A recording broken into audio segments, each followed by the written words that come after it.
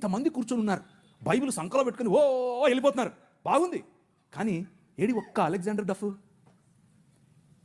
మీ ఊరు ఎమ్మెల్యేని ఇన్ఫ్లుయెన్స్ చేసే దమ్ముందా నీ దగ్గర? మీ ఊరు ఎంపీ దగ్గర నిలబడుకొని మాకు ఇది కావాలి అని అడిగే దమ్ముందా నీ దగ్గర? అలెగ్జాండర్ డఫ్ నీ కోసం కొన్ని వందల సంవత్సరాల క్రితం నీ పిల్లల కోసం ఆలోచించాడు. ఎలా కట్టాం ఈ దేశాన్ని తెలుసా? దూరదృష్టి, దూరంచే యుద్ధవాసనను పసిగట్టడం. యోబు గ్రంథంలో రాసినట్టు, గుర్రమును చూచితివా, అది వాడి రౌతును తిరస్కరిస్తుంది, తలతలలాడు ఈటలను మెలమెలలాడు ఆ బల్లెములను చూసినప్పుడు రా రా అని ఉద్దండ కోపముతో మిడతల వలె గంతులేసి ముందుకెళ్తుంది. యుద్ధం అంటే దానికి అంత ఇష్టం. ఏది ఎక్కడున్నారు అలెగ్జాండర్ డఫ్లు?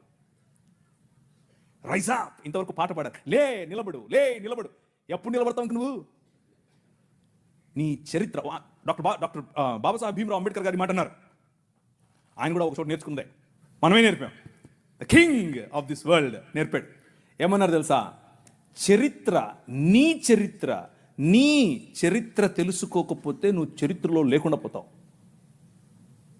ఇది నీ చరిత్ర, ఇది నువ్వు ఈ దేశానికి, ఈ దేశ నిర్మాణంలో నువ్వు సాధించినటువంటి చరిత్ర.